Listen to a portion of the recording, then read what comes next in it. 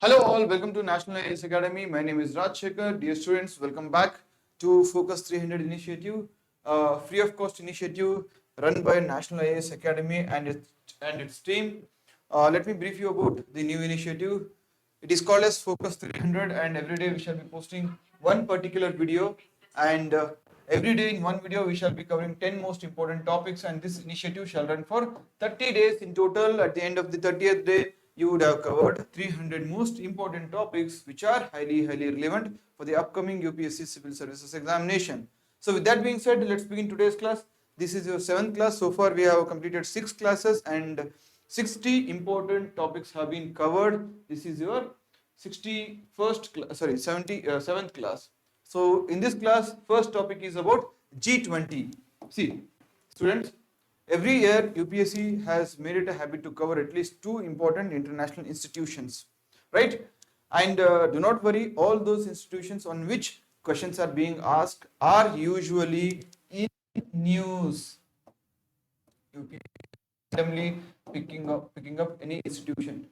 It frames questions usually with respect to those institutions which are in news recently. So in that regard, G20 has been in news quite often because of the presidency handed over to India by Indonesia. First thing. Second thing, various sub meetings have been held under various different themes of G20. So we shall look into it. But before that, what you need to know, when was G20 established, what are its objectives, who held the presidency previously and who is holding now, who shall be the next president, and also what is the composition of G20 group. See, firstly, it was established in the year 1999 by important world leaders immediately after Asian financial crisis.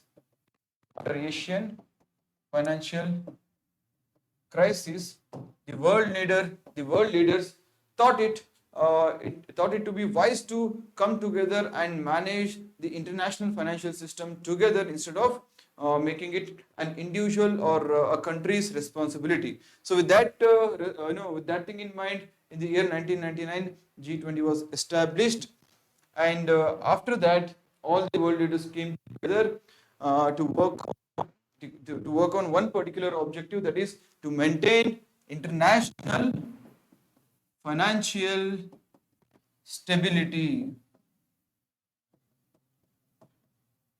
So who is the current president of G20? Who is holding the current G20 presidency? That is India. And the previous presidency was Indonesia. Right? And who shall be holding the next presidency or upcoming presidency in 2024? It is Brazil. So all together, India, Indonesia and Brazil all together are called as G20 Troika. Please remember, all these three together are called as G20 Troika. This can be a potential question. Please remember, question may be asked saying, which of the following countries or which of the following are included in G20 Troika? Then in that case, it includes the current presidency, previous presidency and next presidency.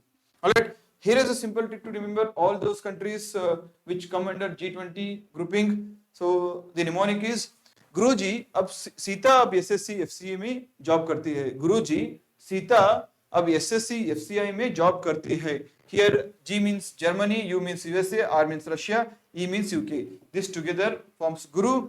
G means J Japan, I for India, it forms G. Sita means S for Saudi Arabia, I for Indonesia, T for Turkey, A for Australia. Together Sita is completed. Ab matlab AB, here A for Argentina and B for Brazil. Next is SSC, which includes South Africa, South Korea and Canada. Next is FCI, which includes France, China and Italy. Next is MAY, that is Mexico and European Union. All together, Guruji, Sita, अब SSC, FCI में काम करती है. Please go through this once or twice and remember all the countries under G20 grouping without any extra effort. And please remember, in the year 2016, UPSC had directly asked a question on the composition of G20. So make sure that you remember all those countries. And here we have also covered the list of important G20 meetings, the host countries and the year. Please make sure that you go through the list at least once. 19th will be held by Brazil, 18th is being held by India, and the 17th was by Indonesia. Right? Next, WTO recently signed an agreement on fisheries. What is it? This fisheries agreement forbids subsidies. What it does? It forbids subsidies.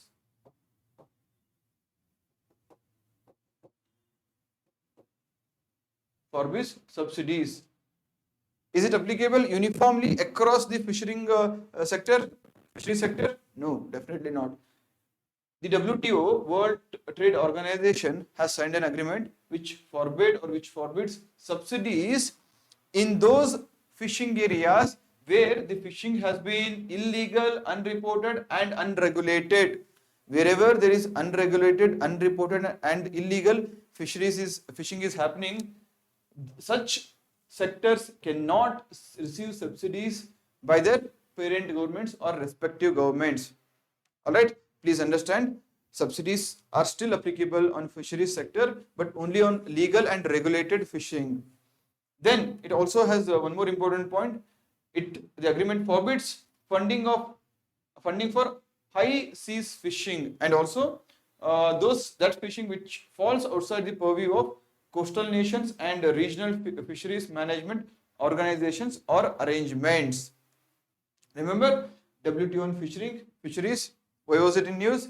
Because an agreement was approved which forbids subsidies in selected fisheries sectors. Please remember, all those unregulated and illegal fisheries will not receive any kind of subsidies by the respective governments.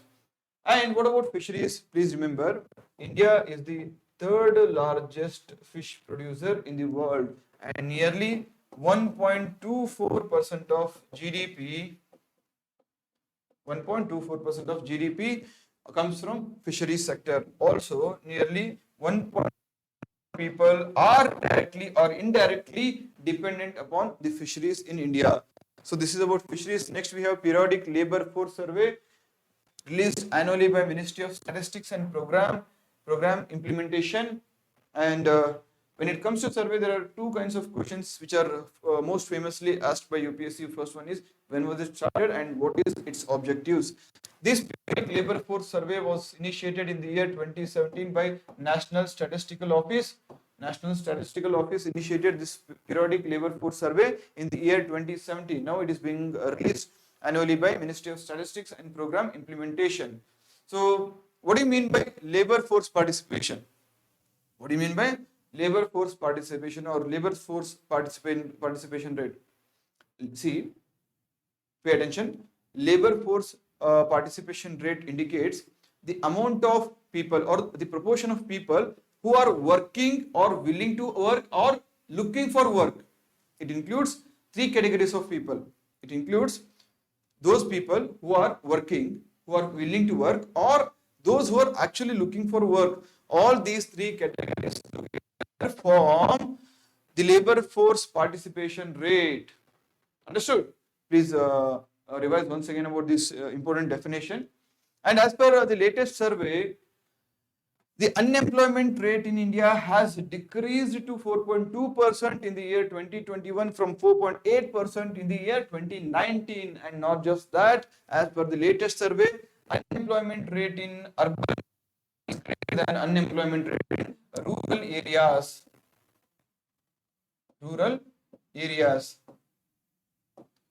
Unemployment rate at present in rural areas is at 3.3%, whereas in urban areas it is more than double, that is 6.7%, my dear friends. All right. So that's it about periodic labor force survey. Next, we have Ganga Vilas project, which is a cruise project initiated unveiled recently by Pradhan Mantri Narendra Modi from Varanasi. It begins from Varanasi. It covers, please pay attention to these important points. The Ganga Vilas project or cruise will traverse through 5 individual states from India plus one foreign country, that is Bangladesh, covering 27 river systems, 27 river system, halting at more than 50 places, traveling for 51 days, and also traveling for 3,200 kilometers of length. This is the world's longest cruise project, the world's longest cruise journey. Which one? Ganga Vilas project. And also the Inland Waterways Authority of India has announced its support to the Ganga Vilas project. All right, the major national waterways covered under this route include National Waterway 1 and National Waterway 2. National Waterway 1 was declared officially in the year 1986 and it includes Ganga, Bhagirathi, Hooghly river system. Right? Next, the important areas that are covered along this journey include Mahabodhi Temple, Hazarudwari Palace, Katra Masjid, Bodh Gaya, Chandnagar Church, Char Bangla Temple, and others. Okay. Next, Asian Waterbird Census, which was held recently. So there was an article about this. In this regard, please understand how many types of vulture or kinds of vulture are there in India and the world.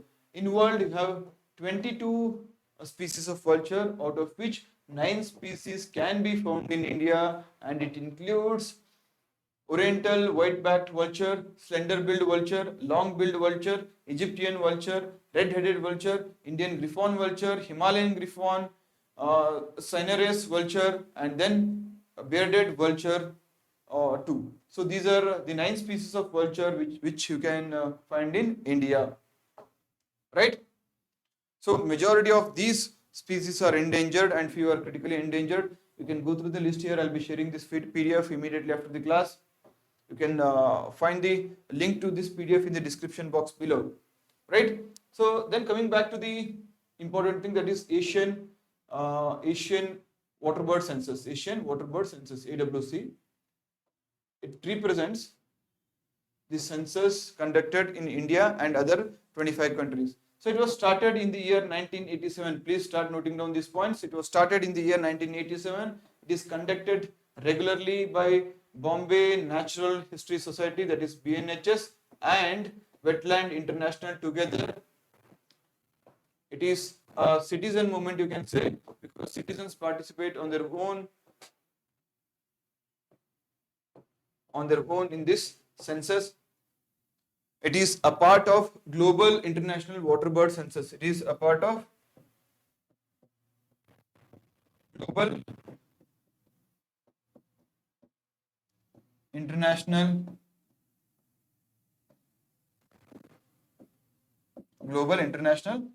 Waterbird Census. All right. And Global International Waterbird Census is conducted by renowned international institution, that is Wetland International. So these are the important things which you should keep in mind with respect to the Asian Waterbird Census. Right. Next, we have something called as Geo-heritage sites, because it was in news because 2 new sites have been added to this list. The number of Geo-heritage sites in India to 34. These 2 new sites include Shivalik Fossil Park, which is located in Himachal Pradesh, and limestone of Buksa Formation, which is also located in Sikkim. Now, there are 34 Geo-heritage or geological heritage sites in India, and who has taken this responsibility to announce these sites? It is Geological Survey of India. Geological Survey of India, which was established in which year? Geological Survey of India was established in the year 1851. Its primarily initially its job was to look for coal deposits for the railways. Now with changing times, its role also has been changed. And the next question is, what are geological or geo-heritage sites? See, these are geological areas of significant scientific, cultural and educational values. Who is the parent body for this? GSI is the parent body. Which are the 2 sites which were recently included in the list? One is Sivalik Fossil Park, which is located in the state of Himachal Pradesh, and the next one is limestone of Buksa Formation, which is located in Sikkim. All right. So next, there was a news about glacial lake outburst because of Chamoli disaster, which took place in the year 2021. So glacial lake outbursts can happen because of anthropogenic factors too, and this particular incident highlighted that it might be natural or it might even be man-made. So in that regard, first you need to understand the meaning of glacial lake outburst flood. So it occurs when water dammed by glacier or moraine, dammed by glacial or moraine, opens up suddenly or releases suddenly because of various factors, might be earthquake or changing environment, changing weather, climate change, or even because of dam construction activities which are anthropogenic factors. So it suddenly releases a large amount of water or rapid flow of water affecting all those people and economy that is surrounding the vicinity. So hence they cause huge economic economic losses. All right. Next, the news was about nano urea. Nano urea is nothing but urea in the form of nanoparticles. Urea in the form of nanoparticles is called as nano urea. Who has developed it? So the recent inauguration by Prime Minister Narendra Modi of India's first liquid nano urea plant at Kalol in Gujarat made the headlines. So it was in context because India's first nano urea plant was inaugurated at Kalol in Gujarat by Prime Minister Narendra Modi, and it is run by Indian Farmers Fertilizers Cooperative, which is the biggest farmers cooperative with respect to this urea production. So urea is basically a nitrogen based fertilizer because plants need nitrogen. It is a basic necessity for plants to survive. So that's the reason nitrogen fixation should happen with the help of urea. But the challenge was government is spending crores together as subsidies, on urea on urea. Hence, to reduce this, this new initiative has been announced, or this new technology has received a push from the central government. See, the significant part is half liter of nano urea is equivalent to 1 bag full of urea.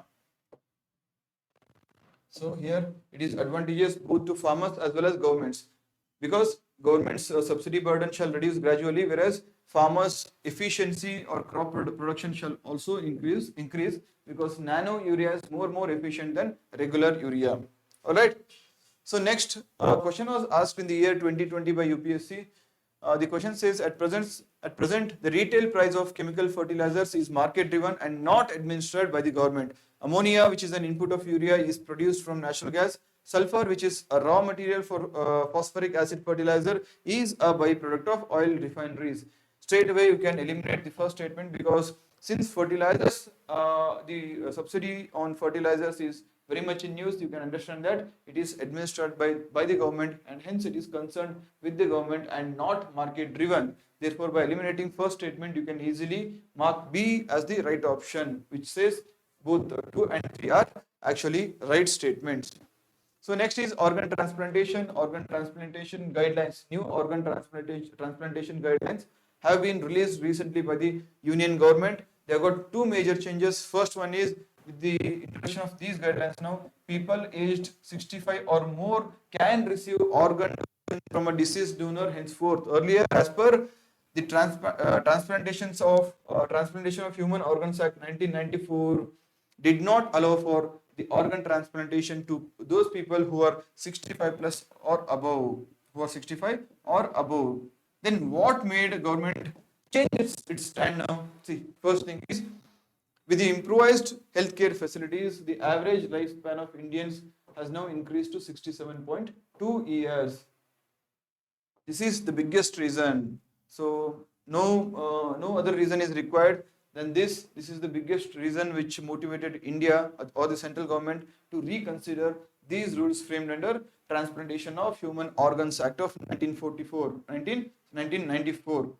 All right. So next, the second major change is henceforth no domicile requirement is necessary, which means earlier both the donor as well as receiver had to be from the same state, and with the introduction of these guidelines, there shall not be any more domicile requirement, which means donor can be from some other state and a receiver can be from a different state.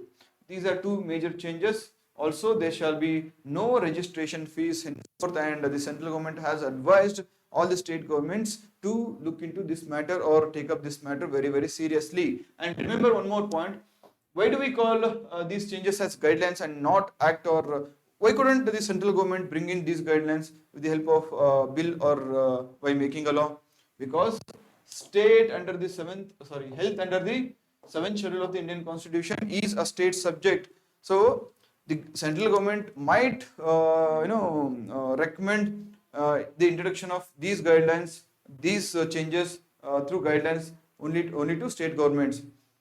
The implementation part is completely left to the will of respective state governments. Remember that. And last one is micro LEDs. We have heard about LEDs, OLEDs. Then what is this micro LED? Micro LED is nothing but LEDs which use sapphires which are self-emitting. So sapphires are contained in this micro LEDs, and they are self-emitting. And the major change between micro LEDs and OLEDs, that is organic LEDs, is that micro LEDs use inorganic materials. Micro LEDs use inorganic materials, majorly gallium nitride is used by these micro LEDs. How can you say that they are micro? See, take out 1 centimeter strand of hair, one single strand of hair, and it should be 1 centimeter.